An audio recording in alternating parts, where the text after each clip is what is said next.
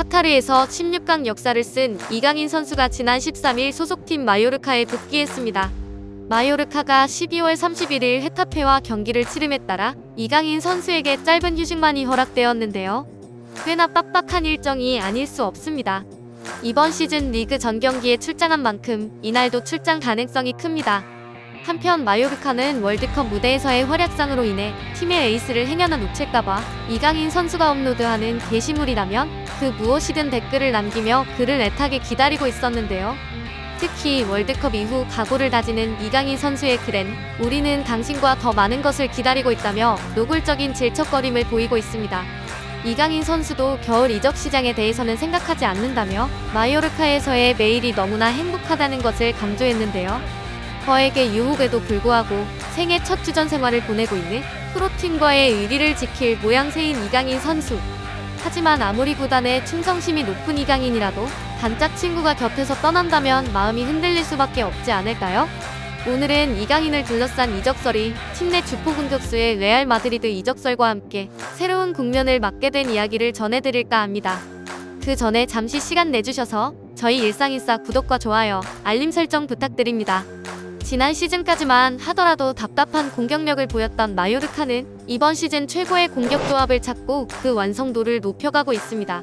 20세 이하 월드컵 골든볼 출신인 이강인의 날카로운 패스와 키 194cm에서 나오는 무리키의 높이를 활용한 공격 전술이 바로 그것이죠.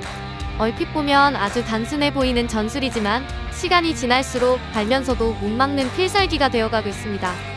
이강인의 크로스를 받은 무리키가 헤딩 득점을 노리거나 때로는 몸싸움에 능하며 골문에서 위협적인 무리키가 수비수들을 끌어들일 때 드리블 능력이 좋은 이강인이 수비 뒷공간에 침투하는 전술을 병행하면서 상대 수비진을 혼란스럽게 만들죠. 두 선수가 이번 시즌 보여주고 있는 환상적인 호흡은 손키 듀오라 불리며 프리미어리그 역대 최고의 듀오로 평가받고 있는 토트넘의 손흥민과 해리 케인이 떠오르게 만들 정도인데요. 실제로 무리키가 징계로 출전하지 못했던 세비야 FC와의 9라운드에서 이강인은 특유의 날카로운 패스와 유연한 드리블을 제대로 선보이지 못하며 후반 21분에 교체됐는데요. 그간 호흡을 맞춰온 단짝이 빠지자 이강인의 수준을 뒷받침해줄 만한 선수들이 부족했던 것이죠. 이날 이강인은 올 시즌 가장 낮은 평점인 6.3점을 받게 됩니다. 사실 올 시즌 마요르카를 하드캐리하고 있는 부동의 에이스 이강인이 받을 만한 수준의 평점은 아닌데요. 이번 월드컵 대회에서 그의 공격 전개 위력은 세계적인 수준이란 게 통계로 입증되었기 때문입니다. 카타르 월드컵에서 이강인의 90분당 득점 창출력은 1.84에 달하는 것으로 나타났는데요. 이는 90분을 뛰면 1.84골로 이어지는 패스나 드리블 반칙 유도를 선보인다는 의미입니다. 이강인보다 높은 수치를 기록한 건 1.97을 기록한 잉글랜드의 공격수 스털링뿐이죠. 무려 프랑스의 음바페와 브라질의 네이마르가 이강인의 뒤를 이어 각각 3, 4위를 기록했습니다. 90분당 슈팅을 만들어내는 능력도 세계 정상급이었는데요. 이강인은 경기당 8개에 가까운 슈팅에 기여해 음바페와 우드리고에 이어 전체 3위를 기록했습니다. 미국 스포츠 매체 ESPN은 이강인이 90분간 경기를 뛰었다면 경기 결과 자체가 뒤바뀌었을 것이다 라고 호평했는데요. 그러나 이강인의 능력이 실제 득점으로 이어지지 않는다면 이강인에게 기록되는 스탯은 전혀 없는 셈이 돼버립니다. 그냥 순간순간 번뜩인 선수 정도에 그칠 뿐이죠.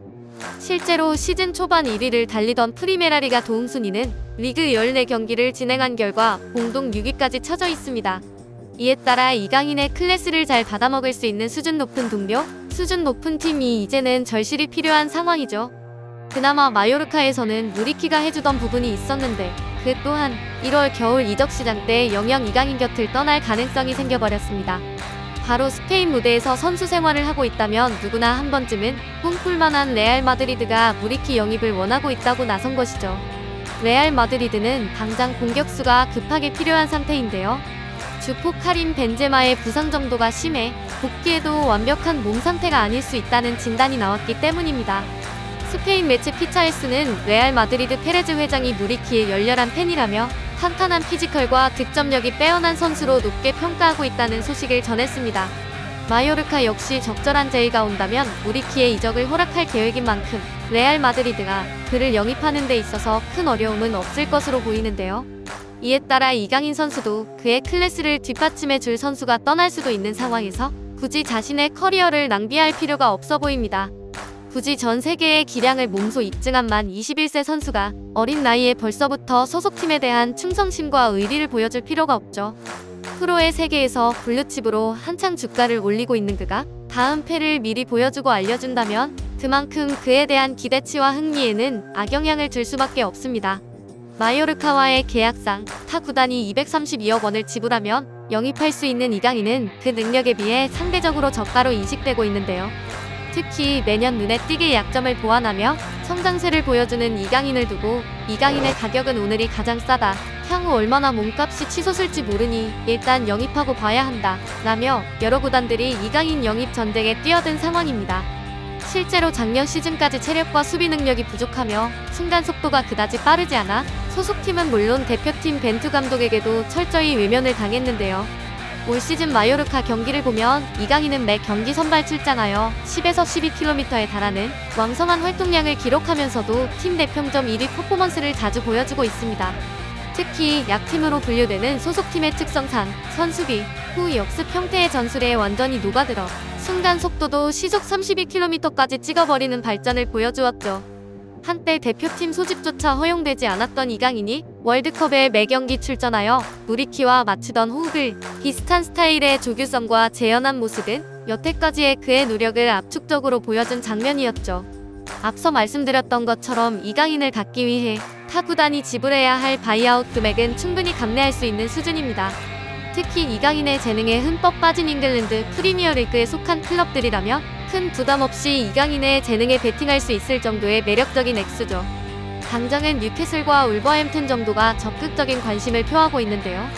사우디 국부펀드 인수 후 EPL 최고 갑부가 된 뉴캐슬은 이강인은 뛰어난 개인기와 좁은 공간에서의 탈압박 등 플레이 스타일이 다비드 실바, 베르나르도 실바와 닮았다며 장기적으로 뉴캐슬의 핵심 선수로 성장할 잠재력을 갖췄다고 평가하고 있습니다.